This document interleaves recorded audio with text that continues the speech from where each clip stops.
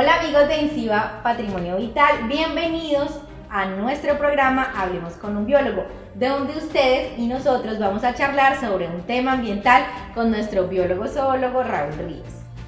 Bueno, ya que se aproxima la celebración y la conmemoración de los días del bosque y del agua, pensamos que este es un tema pertinente para tocar en este programa y queremos resaltar este tema ya que nuestra cultura occidental siempre tiende a fragmentar las cosas y a separarlas un poco, ¿cierto, Raúl?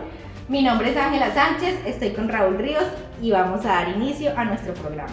Gracias por estar conectados y estar allí. Esperamos sus preguntas. Bueno, Raúl, cuéntanos cuál es la relación entre los bosques y el agua o los ríos. Bueno, en el ambiente este par de aspectos están íntimamente relacionados y no solamente entre ellos, sino con los otros que son importantes como la atmósfera, el suelo, la fauna, la flora y muchos más. Entonces es importante que aunque se va a celebrar el Día de los Bosques y el Día del Agua por un lado y por otro lado, pues que hayamos decidido unirlos para que podamos ver un poquito más claro que su importancia, especialmente en lo que tiene que ver con las relaciones y su funcionamiento, están íntimamente unidos, ¿ya? Bueno, Raúl, ¿cuáles son esas leyes que hay de la naturaleza que debemos tener en cuenta como los ciclos? Bueno, el asunto es que hoy también se le da mucha importancia a la libertad. Las personas no quieren atender reglas, normas. Y resulta cuando hablamos de bosques y de ríos, tenemos que ser muy cuidadosos porque hay normas o leyes de la naturaleza que regulan este par de aspectos en su funcionamiento, en su estructura, ¿ya? Y si los ignoramos, los podemos afectar y afectar a lo que les rodea, ¿ya?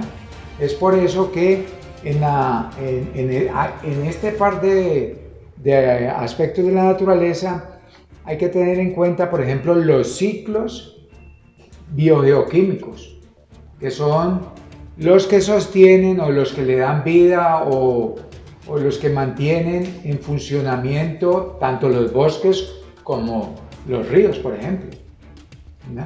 Bueno, háblanos un poco sobre el ciclo del carbono y el oxígeno. Bueno, ahí podemos ver cómo se une la atmósfera con la vegetación y en este caso particularmente con la fauna podría ser, ¿ya? Porque en el ciclo del oxígeno y el carbono interviene un proceso en el cual se produce un producto que tiene que pasar por estos tres componentes para que pueda estar activo y funcionando. Nosotros exhalamos oxígeno, los animales también lo hacen.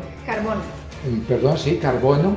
Y ahora las plantas se encargan de coger ese carbono mediante, en este caso, dióxido de carbono, transformarlo en oxígeno para que pueda volver a ingresar en naturaleza.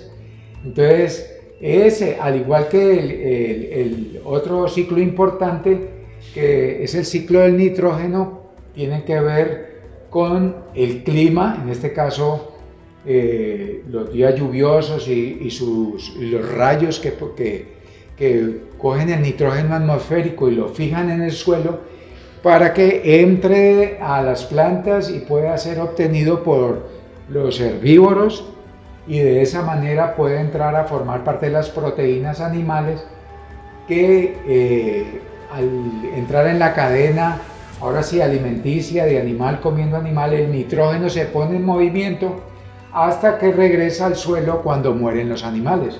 Entonces podemos ver que violar ese par de ciclos, por ejemplo, equivaldría a suspender en la naturaleza procesos muy importantes, ¿no? O sea que aquí lo que es bueno resaltar son las relaciones de equilibrio que hay naturalmente con los ciclos, que en esos tienen que ver mucho los bosques, el agua, que es nuestro tema principal de hoy, pero hablando más integralmente, la fauna, la flora, la atmósfera y el suelo. Pero bueno, ellos tienen su equilibrio natural porque la naturaleza así lo dispone. Pero entonces, ¿cómo afectamos nosotros o cómo participamos nosotros como seres humanos en esos procesos? Bueno, lo hacemos diariamente y de muchas maneras, y múltiples, y radicales, y a veces drásticas y catastróficas.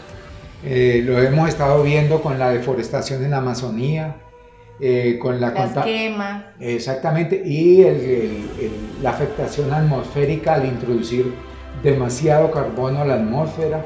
Entonces, ese tipo de cosas es el que afecta estos ciclos y de muchas maneras va a afectarnos finalmente a nosotros también.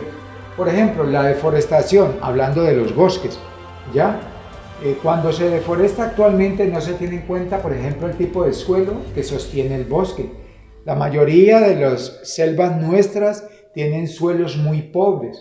Entonces, cuando usted deforesta pensando en que le va a servir para agricultura, olvídese. Solamente debería esperar una y la segunda cosecha ya no es tan productiva.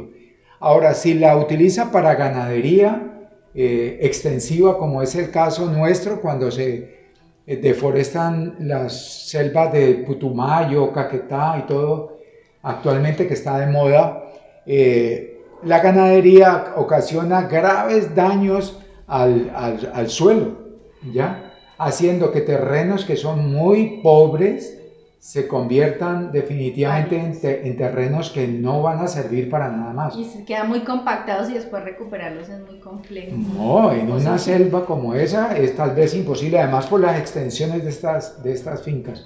Entonces, ¿cómo participamos nosotros en la ciudad de eso? El consumo de carne nuestra, por ejemplo, aquí en la ciudad de Cali, la mayoría de la carne que se consume viene del Putumayo. O sea que estamos favoreciendo la deforestación. Y el desequilibrio de todos estos ciclos naturales que hay. Claro. Regulando todo. Y los daños ambientales que ocurren allí. Ahora miremos desde un daño desde el punto de vista de los ríos. Todavía seguimos teniendo ríos a los cuales se le vierten las basuras, los desechos y a los cuales están contaminadas las aguas que provienen de nuestras casas. ¿Y qué puede hacer uno en la ciudad? Diría yo, no, esa parte, eso le corresponde al gobierno, a la autoridad ambiental. No, uno tiene el poder ahorita de utilizar estos instrumentos para enviarle a las autoridades ambientales notas sobre mi interés en qué están haciendo y por qué no están cumpliendo. De hecho, en el recibo del agua y la luz, ahí aparece que usted paga una plata porque el agua retorne a los ríos de manera como me entró a mí en la casa. Sin embargo, muchas alcantarillas todavía siguen estando conectadas con el río directamente. Y entonces uno puede utilizar esta herramienta para controlar ese tipo de cosas.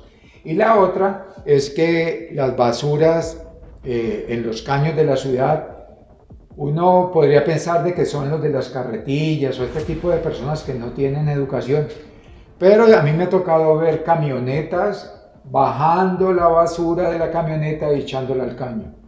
O sea que son personas que pueden costear el disponer adecuadamente de ese tipo de residuos y sin embargo no lo hacen. Entonces, nosotros podemos controlar ese tipo de acciones muy fácilmente en una ciudad y ayudar en que pues las cosas no continúen como van. O sea que nosotros los seres humanos estamos en desequilibrio con el equilibrio natural porque estamos poniendo por encima nuestras necesidades a las necesidades del colectivo, como es el bosque, los ríos, el agua, la fauna, la flora y el suelo y la atmósfera. Sí, muy bien. Entonces, en conclusión, en este Hablemos con un biólogo, resaltamos la importancia de los bosques y qué estamos haciendo nosotros desde nuestras acciones particulares en la ciudad y en la parte rural también para entrar en el equilibrio o generar desequilibrio. Gracias por conectarse con nosotros en Hablemos con un Biólogo en nuestra página INCIBA Patrimonio Vital. Recuerden dejarnos todas sus preguntas para seguir charlando con el biólogo en la cajita de comentarios. Síganos en Twitter, Facebook, YouTube e Instagram.